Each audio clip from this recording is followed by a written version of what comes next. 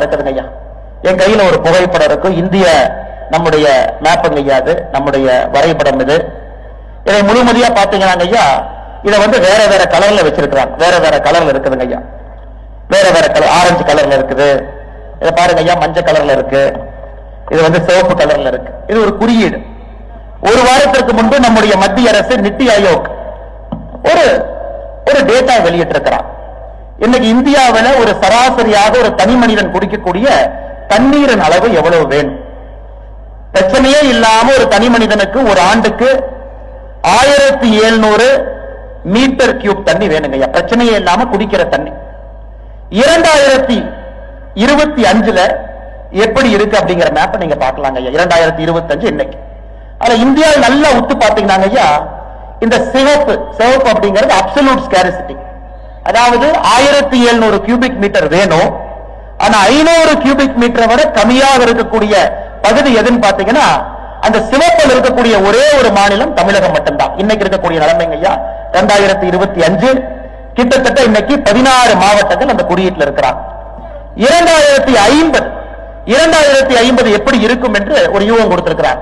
மறுபடியும் இந்தியாவுடைய வரைபடத்தை பாருங்க. இந்த சிகப்பு எங்க இருக்குன்னு மட்டும் உத்து பாருங்க ஐயா. சிகப்பு என்பது தமிழகம் முழுவதுமே இருக்கு.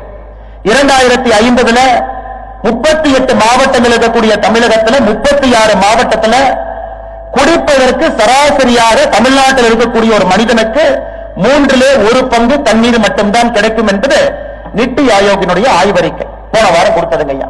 இந்தியாவில் எந்த மாநிலமும் கூட சிவப்பு என்பதற்கே போகல. இதற்கு காரணம் என்ன என்பதை நீங்கள் யோசிக்க வேண்டும்.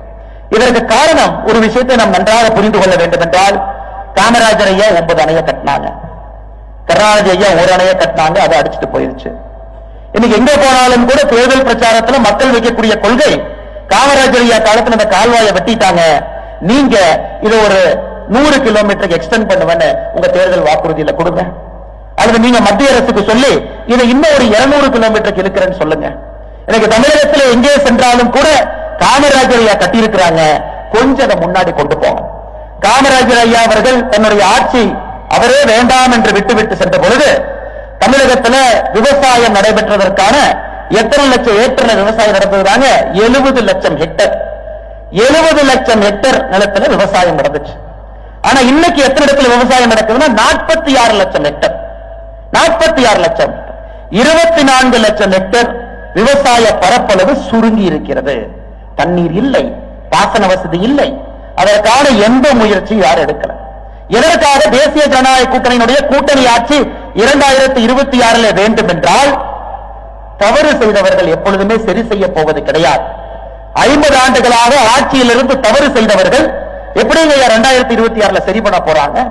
ஒரு பக்கம் 2050 குடிப்பதற்கான தண்ணி 1/3 பங்கு இருக்கக்கூடிய ஒரே ஒரு மாநிலமாக தமிழகம் இருக்கும். இன்னொரு பக்கம் விவசாயம் செய்யக்கூடிய நிலம் சுருங்கி இருக்கு. இன்னொரு பக்கம் இருக்கக்கூடிய விவசாய நிலத்திற்கும் கூட காவிரி தாய் எட்டி பார்க்கவில்லை. காவிரி தாயை அங்கேயே போட்டு கண்ணீர் சிங்க வைத்துக் கொண்டிருக்கின்றார்கள். அதிலே அரசியல் நடந்து கொண்டிருக்கிறது. மறுபடியும் ஏதோ ஒரு கட்சி 2026 ஆட்சியில் அமர்ந்தால் எப்படி ஒரு புதிய தமிழகத்தை அவர்களால் உருவாக்க முடியும் என்பதை நீங்கள் ஒரு நிமிஷம் சிந்திச்சீங்கன்னா போதும்.